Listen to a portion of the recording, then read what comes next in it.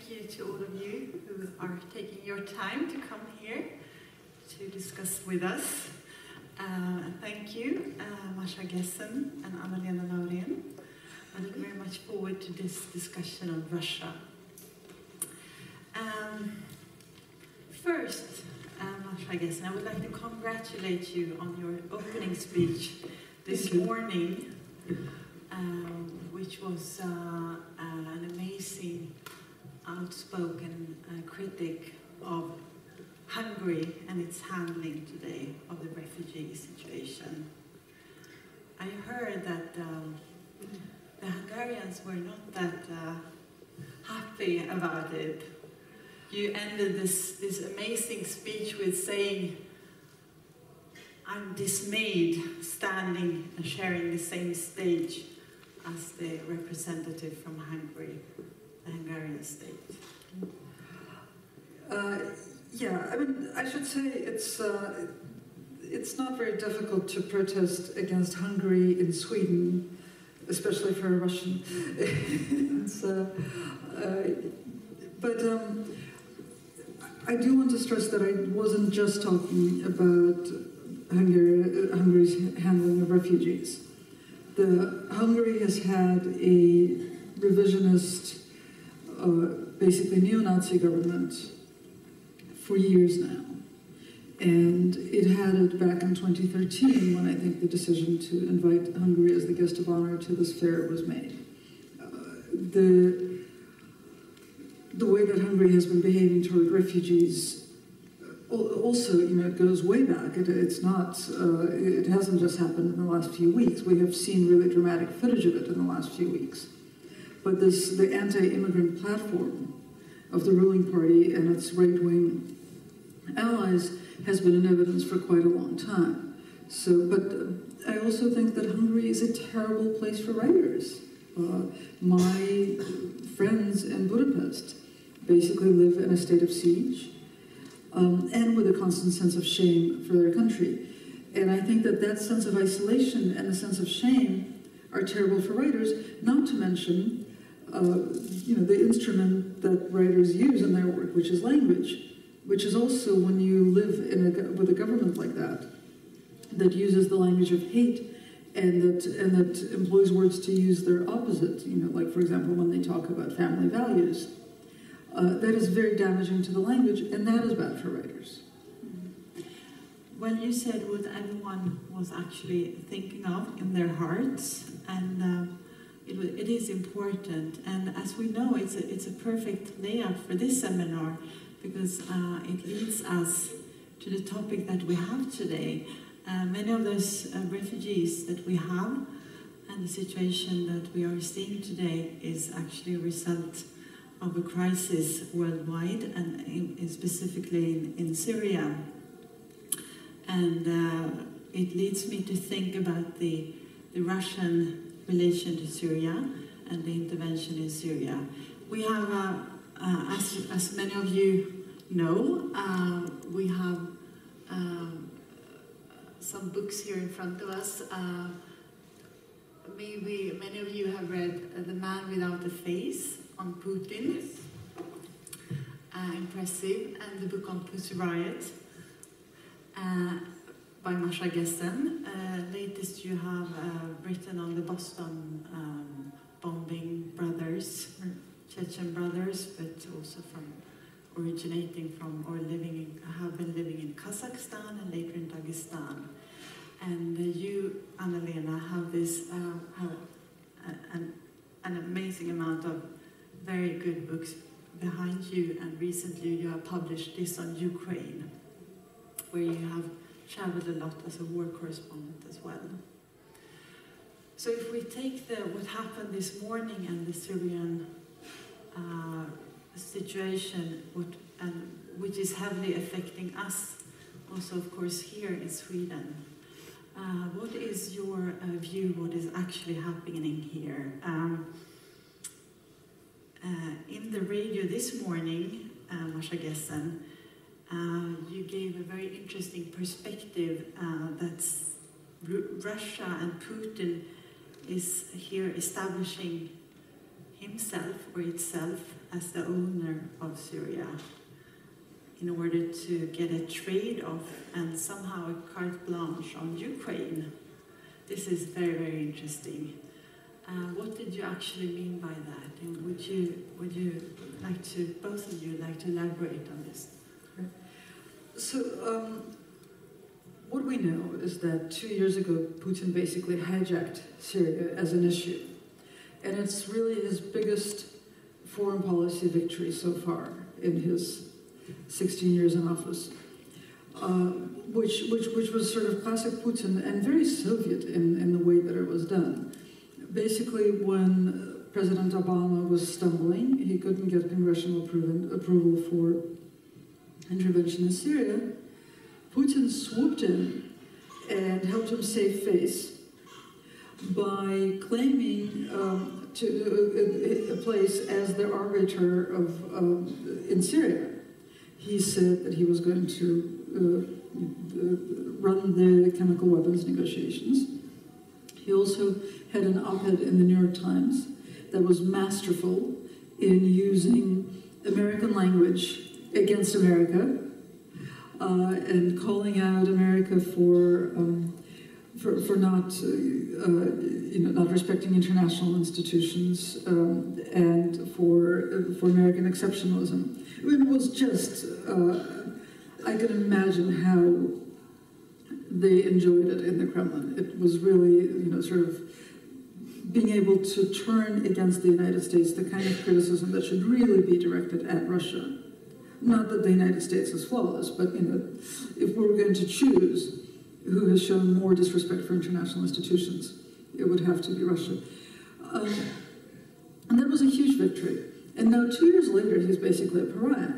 So he's decided to reestablish himself again as the person that everybody has to sit down with at a negotiating table. He's going to the UN, he's going to speak there on Sunday, and in advance of his visit, he beefed up the presence in Syria. And basically the message that he's sending to the US is, you are going to have to talk to me about Syria. And Obama seems to have backtracked on his refusal to meet with Putin.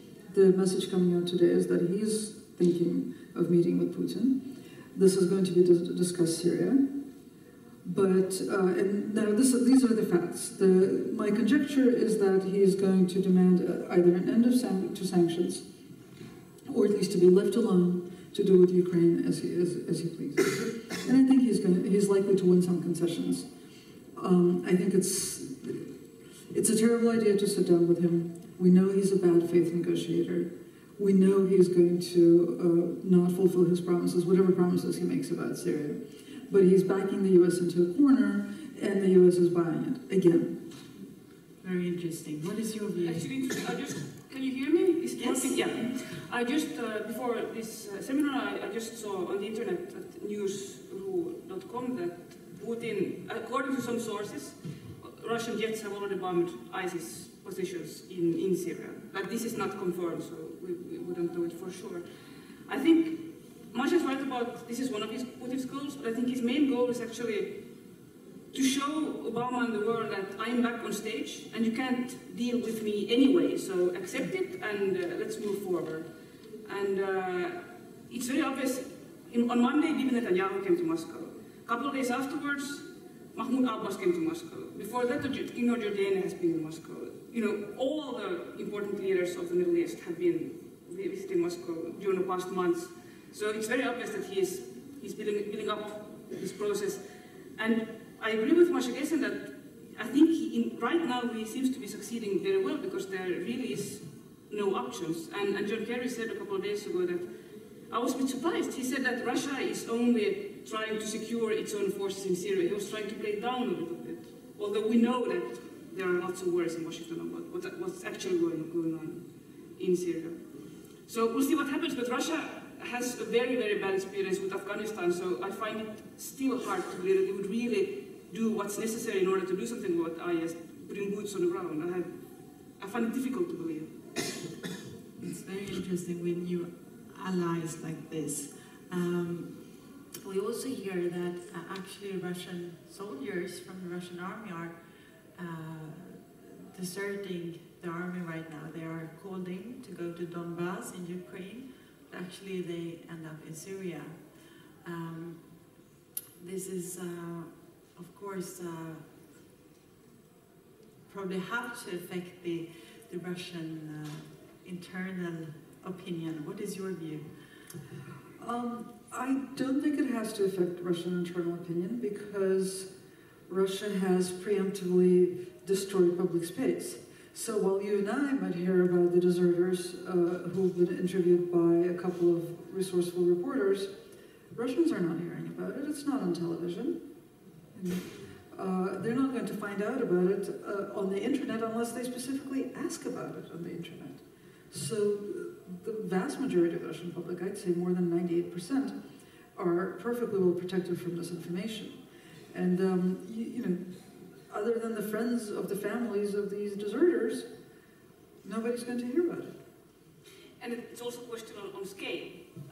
Also, the number of soldiers, Russian soldiers having died in Donbass, we don't know for sure, but it could be, according to Nemtsov's report, it could be 200. We don't know for sure, but for sure there is a number of soldiers. But as long as it's not, as in Chechen War, I mean, the number is not very big, and as Masha said, since there are no, or only certain news sources which are actually reporting on these issues, as long as we don't have a situation where everybody knows somebody who has a son who died in Ukraine, or in Syria for that matter, nothing will change. With regard to Syria, as far as I've understood, there are no big numbers of Russian soldiers so far on the ground in Syria. There are mostly soldiers operating, instructors and also soldiers operating these different sort of missile launchers and jets which have now been brought there. But we don't know what will happen because they are beefing it up all the time.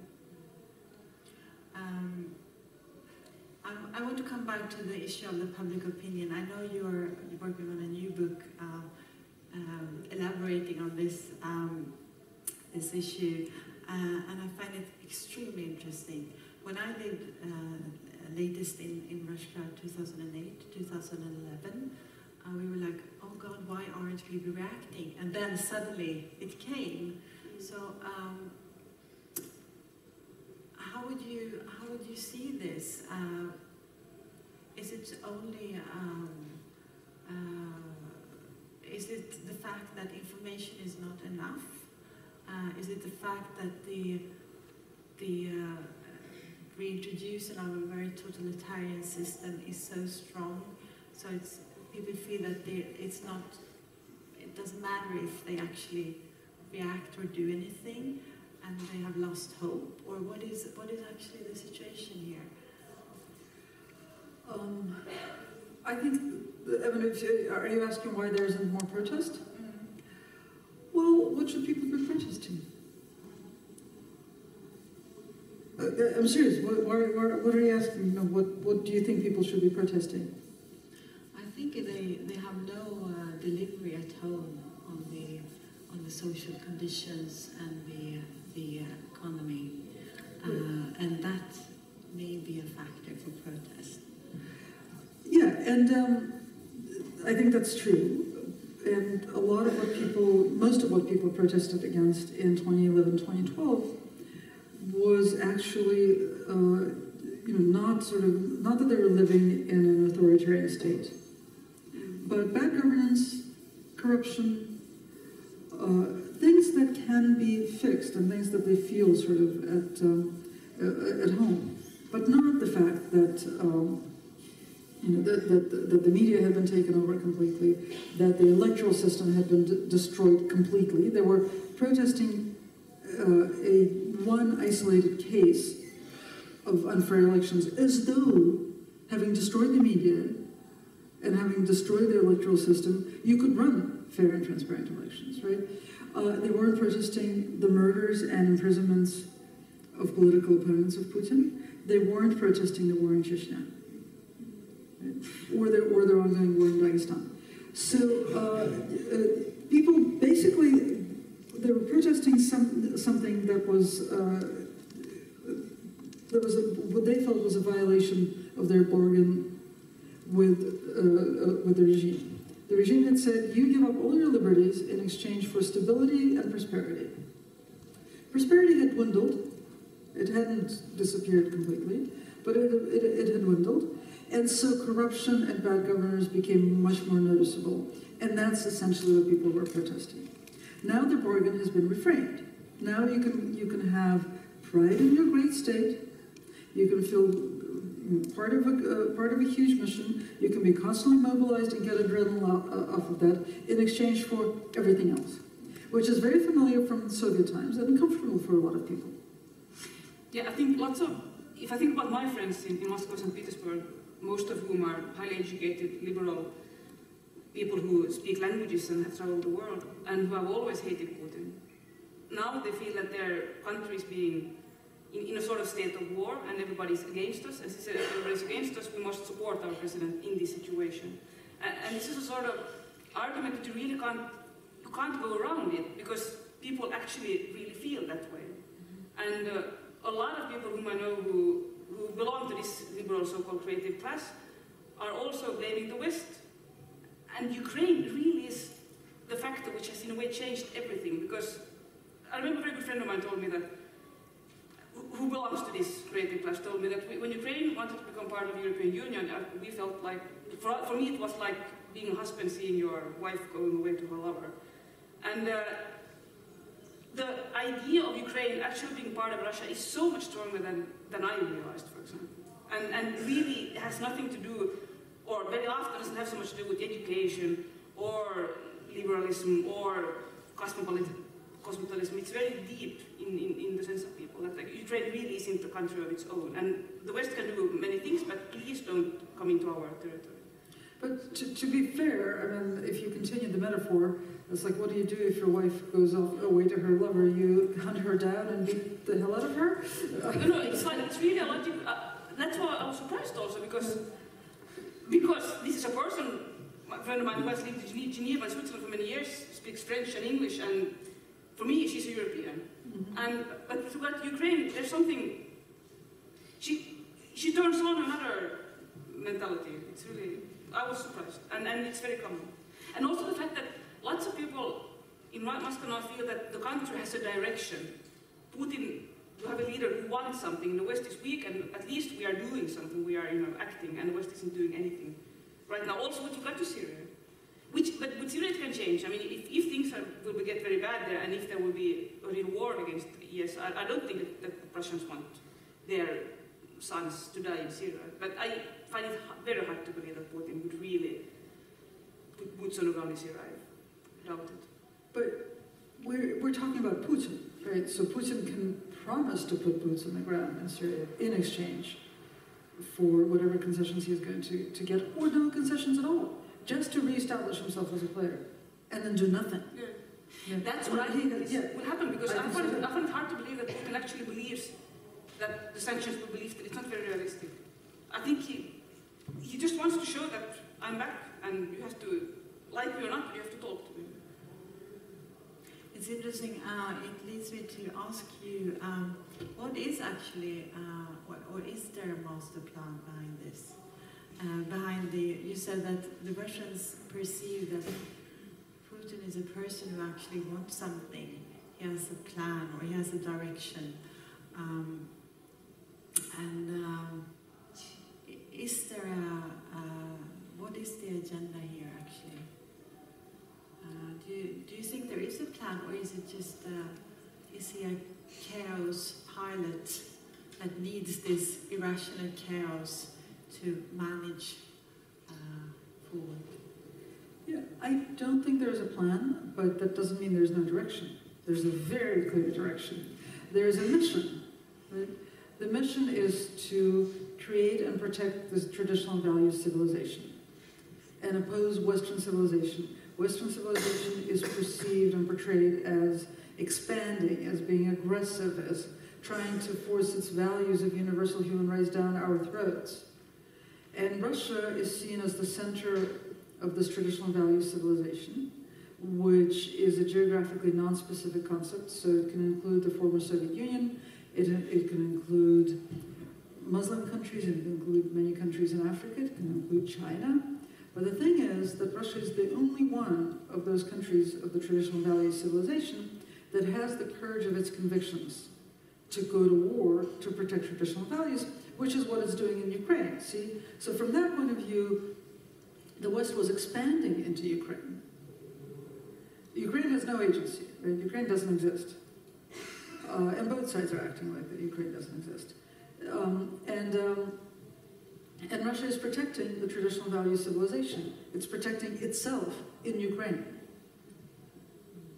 And you can't predict where else it's going to decide to protect itself.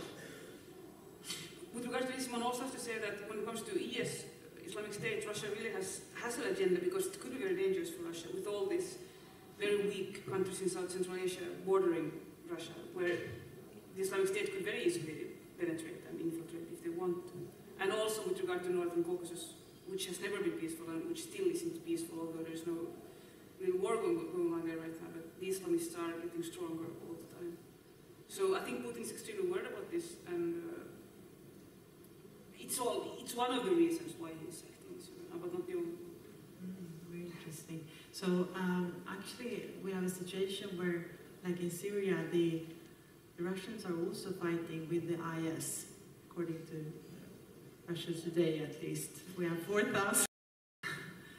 Yeah, you can question the source, but at least it's very interesting. 4,000 Russians fighting with IS, and the Russians fighting in Syria on the other side.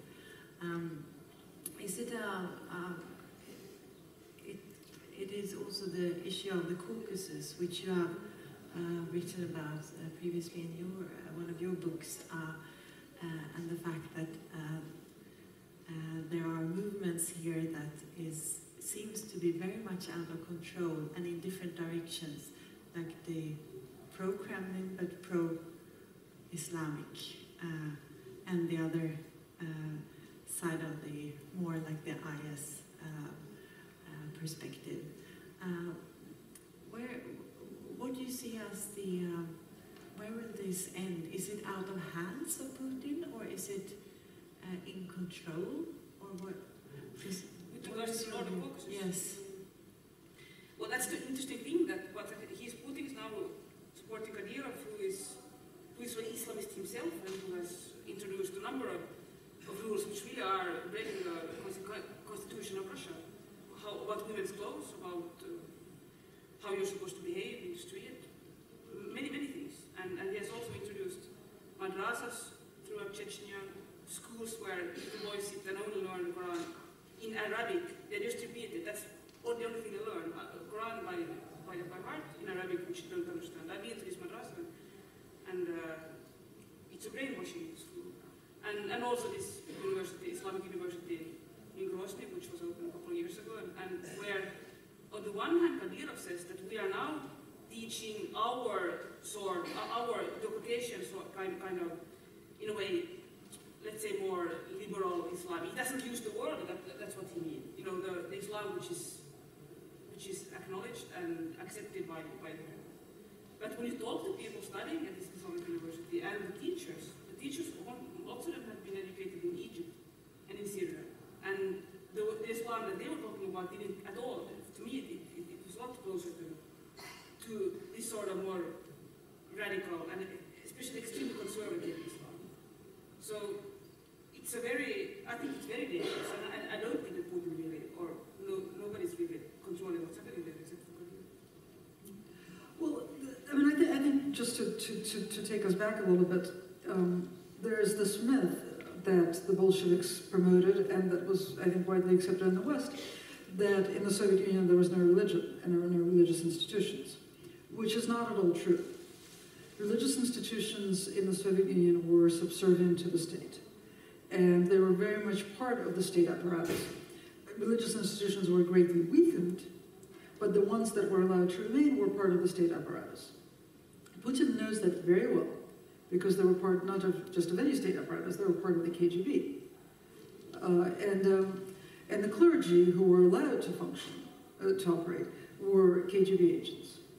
So what Putin has been doing, especially in the last few years, but really throughout his reign, but especially in the last few years, is revitalizing that model of using religious institutions to support the state. He perceives Kadyrov's Islamic institutions as doing that, and I think they are at this point.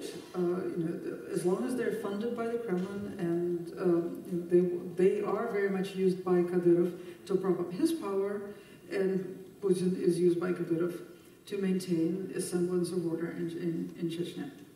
And in that sense, there is a real conflict between the more, and you don't see it in Chechnya so much, but you see it in Dagestan very, very clearly, between the Islamic institutions that are in service of Moscow, in service of the Russian state, and independent Islamic scholars and independent, very weak Islamic institutions that position themselves, that ally themselves with Saudi Arabia, and where a lot of young men have been educated in Saudi Arabia, and that see themselves as being separate in their Islam from state institutions.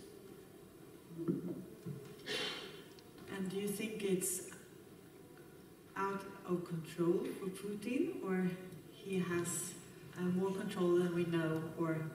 Well, everything is in control until it's out of control. It's, I mean, the whole system is inherently both sort of static and unstable. Right? It's a black box, and again, it's a very Soviet system in that sense. You can't imagine how it survives, right? It shouldn't function. There are no connections. It's atomized. Things are in inherent contradictions, sort of ideological contradiction, spiritual contradiction, and yet this house of cards can stand there for years and years and years, which it did during the Soviet period, which it has been for a while now. When it implodes, it's going to implode completely.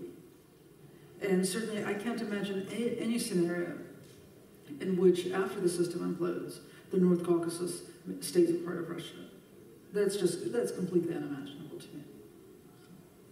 I'm also thinking of the consequences for us that are neighbors, and also that are not actually part of the actual conflict or the happenings.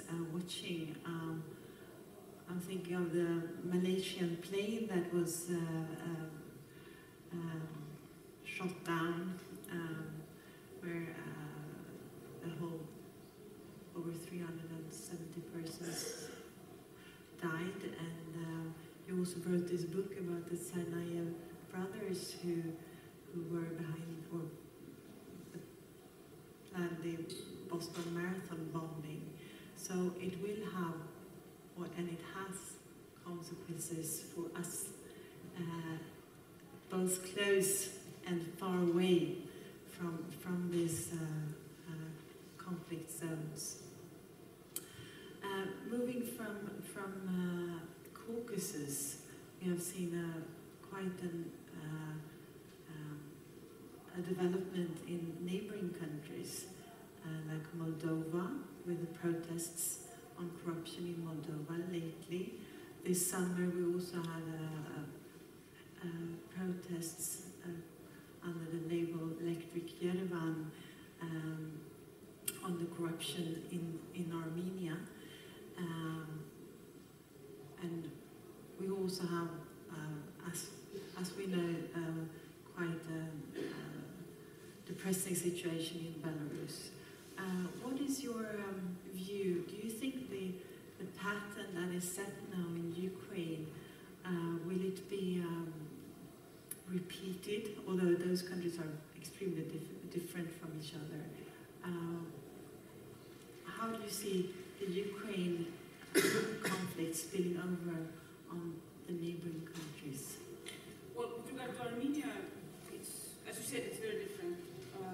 In Armenia, it really was most of all a question of rising prices in electricity, which of course has to do with the fact that Russia is controlling the whole electricity system.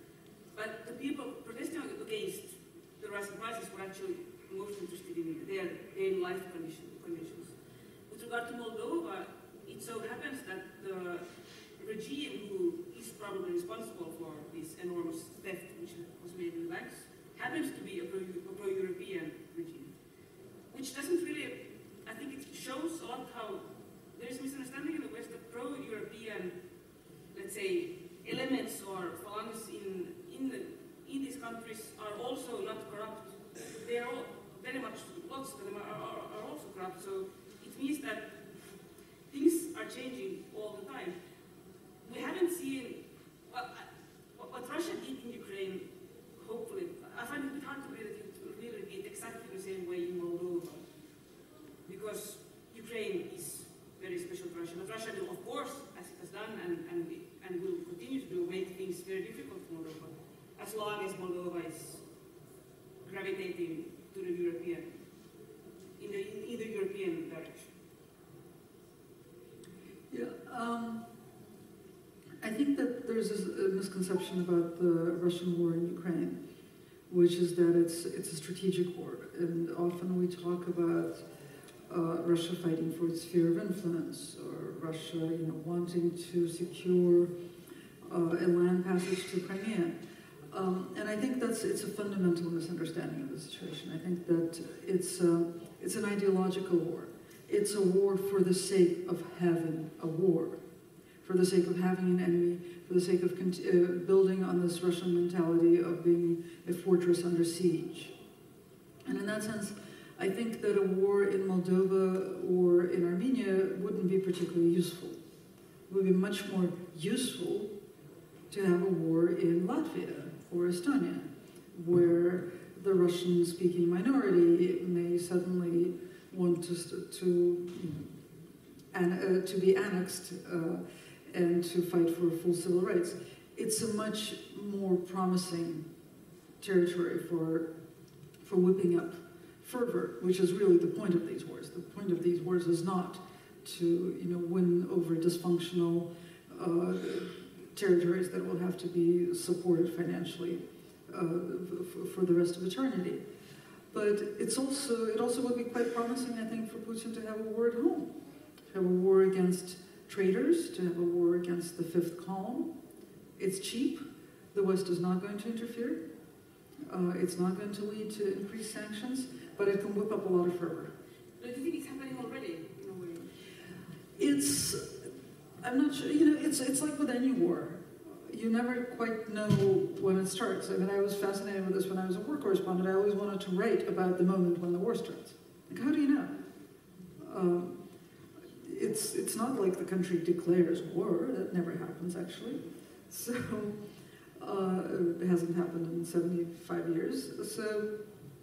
So what happens is you count the number of gunshots, you count the number of the people killed, you wait for somebody to call it a war. I mean, that's really what happens, is you wait for somebody to call it a war. I don't know, there are a number of arrests and attacks on people in Russia has increased exponentially in the last 3 years. The number of political prisoners has increased exponentially. The number of people who are going to prison for high treason and espionage is growing slowly, but noticeably. Any one of those things can at some point, will at some point realize that it has become a full-fledged campaign. I don't think it's quite happened yet, but maybe it's starting. Yeah, and the most... Okay, so the most... I think a very good example is also the propaganda war which is going on in Russian state TV. And it's not an incident. I understand very well why the daughter of Boris Nemtsov is accusing Putin of murdering her father, because what she's actually meaning is the fact that if you wage a propaganda war systematically and throughout the years against these so-called fifth columns and traitors, things will happen. It will feel certain elements.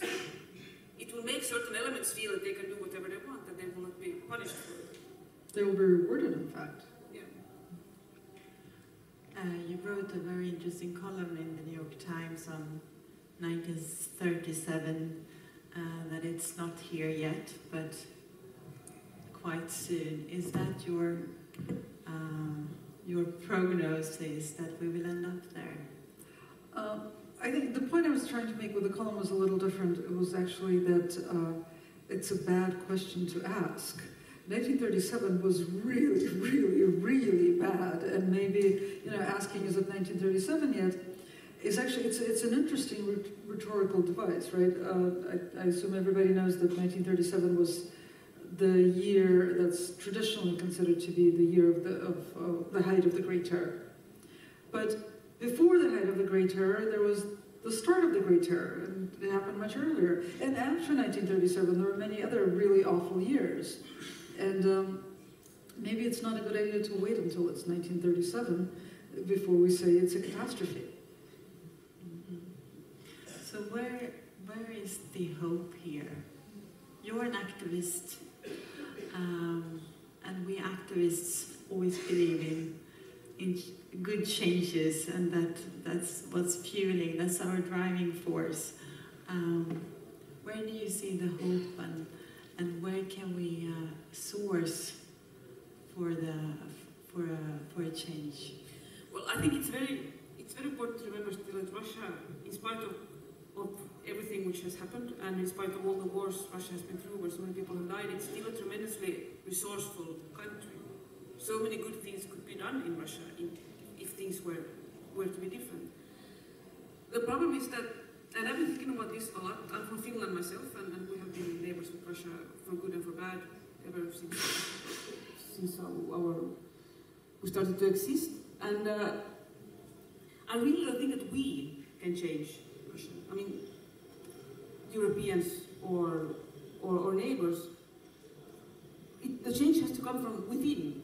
And there was a certain change in 2011, 2012 when all these demonstrations started, but just as Masha Gessen stated, people were really protesting because they felt that they themselves had been, in a way, insulted in the elections because of the fraud, because of the fact that things were so obvious.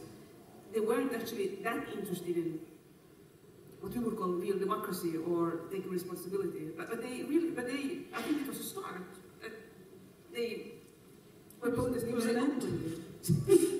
Yeah, so, but I would still like to say that I remember very well when I was standing on the Laurén on the 10th of December 2011. And before that, it was the first big demonstration against the frauds in the elections. And before that, I had been so many times covering small, tiny demonstrations where a number of Western journalists were almost bigger than the number of demonstrators. And I had been asking myself many times, is it really sensible for me to be here? Maybe I myself, in a way, encouraging these people to do demonstrations which are dangerous for their own safety, just so that they will get, that will write about them. And I was standing there, and there were thousands and thousands of Muscovites standing on Moskvakorrespondent and being happy and believe that we can do something, change something together. I think still that there is great hope in it, but unfortunately it turned out the way it turned out, and I think now we have a long period of very bad things going on in Russia. I don't have any hope for Russia anymore.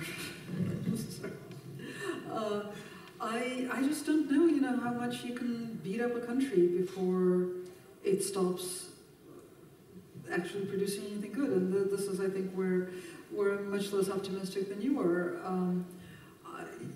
I don't see anything happening in the public space because there is no public space. I don't see anything happening in the creative spaces because so much damage has been done to the people who exist in them and to the tools that they use. And I think the very fabric of society has been destroyed and then destroyed again. And I think that's what I'm trying to describe in this new book, is what happens when you do totalitarianism and then you do it again. And I think it's more damaging and more hopeless the second time around because there's no longer a way out. So thank you very much. A bit of a pessimistic ending here. Before we end totally, Anna-Lena, what is your new project? Well, right now I'm not writing any books about Russia, neither Ukraine. I'm trying to just do my job as a correspondent and being a mother to my little girl. But of course, I will still write about this area because it's impossible not to do it. And I understand Masha's pessimism. partly I agree. But history still has shown that Russia, the development in Russia always goes like this. There are better times and worse times. It has never become a democracy. I mean, we haven't seen this happening, but I'm sure that it will be becoming at least a bit better later on. But we will have to wait for that, because right now it's not going well. And you, Masha Gessen, you have your new project. What can we look forward to there? Oh, it will be unremittingly dark, but very, very interesting. Thank you. Thank you. We look, even though it's pessimistic and dark, I'm sure it will be, as your opening ceremony speech today, something that will enlighten us and make us feel proud. Thank you.